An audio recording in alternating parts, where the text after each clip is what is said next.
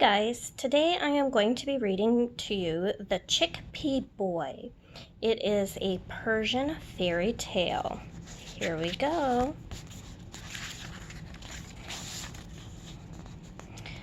One day, a poor and humble woman was cooking some soup for herself and her husband.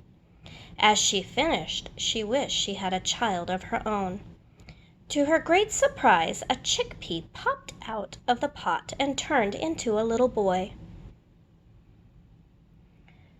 "Who are you?" cried the woman. "Where did you come from?" "Hello, mother," said the chickpea boy. "I am the child you wished for. Shall I take some soup to father?" The woman dished up a bowl of soup, and the chickpea boy carried it carefully to the table. "Hello, father," said the chickpea boy. "Here is some soup that mother has made." "Who are you?" asked the man. "I am your son," replied the chickpea boy. "You are?" said the man. "Then you can do a job for me. I loaned the king a coin. Go and ask him for it back. You might have to barter. The king sees no need to honor his debt. He considers himself above everyone else." The chickpea boy set off. He walked until he came to a stream. There was a woman washing clothes. The chickpea boy asked her to wash his cap. "No, I will not wash your cap," said the woman. "I have enough washing to do." "You won't be able to do any washing now," said the chickpea boy. He stooped down and drank the whole stream dry. Then he went on again, leaving the woman staring after him. A little farther on, a leopard jumped out. "Where are you going?" asked the leopard. "I am going to collect a coin from the king," said the chickpea boy. "Can I come too?" asked the leopard.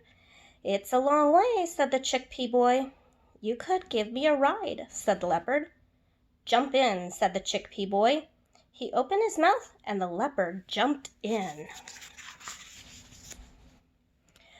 A little farther on, a wolf jumped out. "Where are you going?" asked the wolf. "I'm going to collect a coin from the king," said the chickpea boy. "Can I come too?" asked the wolf. "It's a long way," said the chickpea boy. "You could give me a ride," said the wolf. "Jump in," said the chickpea boy. He opened his mouth and the wolf jumped in. A little farther still, a jackal came out. "Where are you going?" asked the jackal. "I'm going to collect a coin from the king," said the chickpea boy. "Can I come too?" asked the jackal. "It's a long way," said the chickpea boy. "You could give me a ride," said the jackal. "Jump in," said the chickpea boy. He opened his mouth and the jackal jumped in. At last the chickpea boy arrived at the king's court. Just as the father had said, the king did not want to pay back the coin. The king ordered his servants to throw the chickpea boy to his fighting birds. "He'll be pecked to pieces," said the king. The servants left the chickpea boy alone with the fighting birds. As soon as he was alone, he opened his mouth. The wolf and the jackal jumped out and caught all the birds. Then they both went home. When the king's servants came back in the morning, they found the chickpea boy waiting for them. The servants took the news to the king. "Throw him in the zoo. The beasts will deal with him," said the king. The servants did as they were told. As soon as the chickpea boy was alone, he opened his mouth. Out jumped the leopard, who ate up all the beasts. When the king's servants came in that morning, they found the chickpea boy safe and sound. The servants took the news to the king. "Throw him into a room of burning straw," ordered the king. "The smoke will be too much for him." The servants did as they were told, but as soon as the chickpea boy was alone, he opened his mouth. The water from the stream poured out and put out the fire. Then he went to sleep, and the king's servants found him still snoozing the next morning. The king didn't know what to do. He asked his wisest advisor. "I don't think we will get the better of this boy," said the advisor.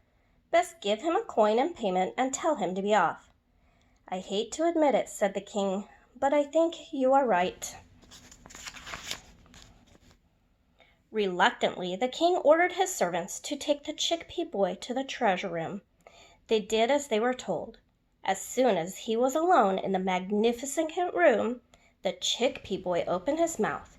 He swallowed as much gold and silver as he could. Then he took one coin in his hand and went home. When the Chickpea Boy got home, he handed the coin to his father. He hugged his mother and patted him on the back. His mouth opened and the gold and silver came pouring out. They were no longer poor and humble. They were rich. The end.